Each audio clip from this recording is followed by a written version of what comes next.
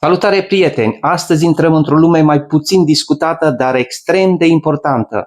Substratul pentru orchidee. Am cumpărat mai multe tipuri de substrat din diferite magazine. Le vom testa, le vom compara, le vom cerne, vom spăla acest substrat, îl vom usca, vom vedea ce este de ținut și ce este de evitat la acest substrat pe care îl achiziționăm.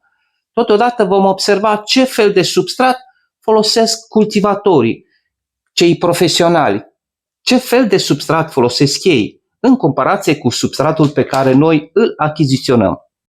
Uitați-vă aici, acesta este substratul cu care vine orchideea din magazin. De obicei găsim bucăți de scoarță, se numește bark, de bună calitate, fără niciun fel de impurități, fibre sau alte adaosuri. Este un substrat foarte bun, aerat, drenant, dar cu timpul și acest substrat poate să se degradeze. Începe să rețină foarte multă apă, apare mușchiul și inevitabil rădăcinile încep să se putrezească și încep să moară. De aceea este important să schimbăm substratul odată la câțiva ani de zile sau atunci când am cumpărat o orchidee și vedem că substratul este deja deteriorat, rădăcinile au început să sufere. Întrebarea este cum trebuie să arate acest substrat și de unde îl cumpărăm. Am aici mai multe tipuri de substrat cumpărate din magazine diferite, deci și producători diferiți.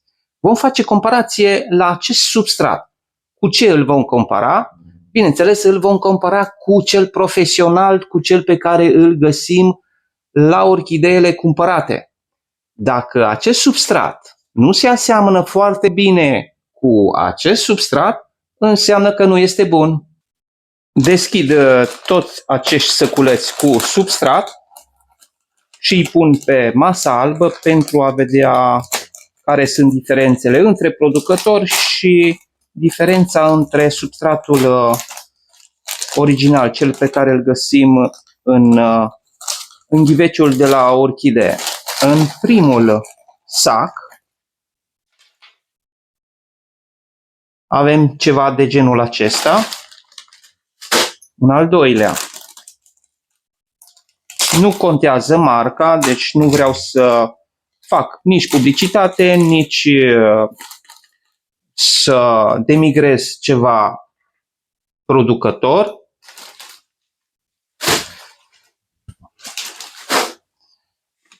Avem și Composana și Vigor Plant, mai sunt câteva mărci nemțești, deci nu asta este important. Vedem și ultimul, cum se prezintă. Acesta este puțin mai de calitate, tocmai de aceea l-am lăsat ultimul. Cam asta avem ce putem găsi în comerț, să facem comparație între ele și cu substratul pe care l-am găsit în ghivecele de la orchidee, deci cel original. Se vede diferența atât de culoare cât și de structură. Culoarea nu este chiar atât de importantă pentru că poate să fie mai multă sau mai puțină umiditate în săculeț, deci culoarea poate să fie influențată și de umiditate. Ceea ce nu este bine sunt adaosurile care sunt în substrat. După cum vedeți aici și aici, scoarța este mai curată, mai lipsită de impurități. Iar aici este pământ amestecat cu scoarță, ceea ce nu este bine. Pământul poate să sufoce rădăcinile. Aici avem fibre, care și fibrele cu timpul se degradează și acestea pot să dăuneze foarte mult rădăcinilor. Deci ideal este să ne apropiem cât mai mult de substratul original, cel pe care îl găsim în ghiveciul de la orchidee. Și acum să vedem care se aseamănă cel mai mult cu substratul original, cu cel de la orchidee, cel care vine de la producător, deci de la profesioniști. Extrag acest substrat. În partea de jos, substratul cumpărat din cele 4 magazine diferite, iar în partea de sus, substrat profesional, cel pe care îl găsim în ghivecele cu orchidee atunci când le cumpărăm.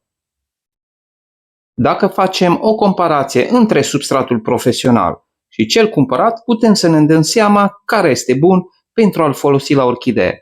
Am să apropii substratul profesional de cel cumpărat, să vedem care sunt diferențele. În primul caz, substratul nostru este foarte, foarte asemănător cu cel profesional. Este un substrat de calitate, se poate folosi exact așa la orchideele noastre. În al doilea caz, vedeți, sunt diferențe destul de mari, nu se aseamănă foarte mult cu cel profesional. Acest substrat trebuie curățat, trebuie eliminate toate bucățile de lemn, toate aceste fibre și putem obține un substrat de calitate. În al treilea caz, avem turbă, avem pământ pentru flori, nu se aseamănă deloc cu cel profesional. Acest substrat este de proastă calitate, nu îl aruncăm, se poate îmbunătăți, trebuie doar să curățăm, să alegem doar bucățile de scoarță.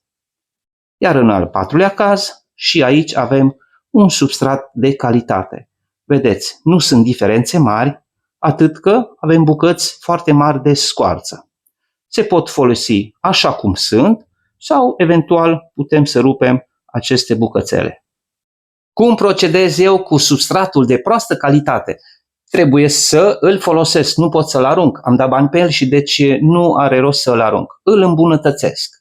Pur și simplu, acest substrat care avea foarte mult pământ, foarte multă turbă, îl las la uscat, îl cern, separ puțin bucățile de scoarță de pământ, apoi, într-un bol cu apă declorată 24-48 de ore, spăl bine această scoarță, scoarța care rămâne la suprafață, aceea este cea mai de calitate. O iau pur și simplu și o pun la uscat. După ce s-a uscat, obțin așa ceva. Substratul care are foarte multe adaosuri, bucățele de lemn, foarte multă fibră sau fel și fel de adaosuri, acel substrat îl separ. Iau bucățele cu bucățele, separ toate acele impurități, fibre și așa mai departe și obțin așa ceva. Se vede foarte bine diferența dintre cum a fost și cum a devenit. Dacă observăm substratul profesional și cel obținut din substratul de proastă calitate, acum se aseamănă foarte mult. Deci, putem și din substratul de proastă calitate obține substrat profesional, substrat de bună calitate. Substratul de proastă calitate, devenit asemănător cu cel profesional după ce a fost curățat și spălat. Substratul cu multă fibră, după ce a fost curățat, a devenit așa, aproximativ cu cel profesional. Deci diferențe mari nu mai sunt, se pot folosi atât acesta cât și acesta la orchideele noastre. Dacă vrem bine orchideelor, nu folosim niciodată pământ de flori amestecat cu scoarță și nici fibre amestecate cu scoarță. Adausurile sunt doar pentru a umple săculețul, deci țineți minte, orchideele au nevoie de scoarță, nu de pământ și nici de fibre. Să facem o mică recapitulare. Plantele pe care le cumpărăm, acel substrat nu este pe termen lung. Mai devreme sau mai târziu trebuie schimbat. Substratul pe care îl cumpărăm, de cele mai multe ori, este de proastă calitate. Îl cernem, îl spălăm, îl uscăm, apoi putem să-l folosim la orchideele noastre. Aceasta poate să facă diferența între o plantă care suferă și una care înflorește frecvent. Cei care vor să ajute la creșterea canalului, vă puteți abona. Abonamentul este derizoriu, prețul unei cafele. Până următorul video, eu vă spun la revedere!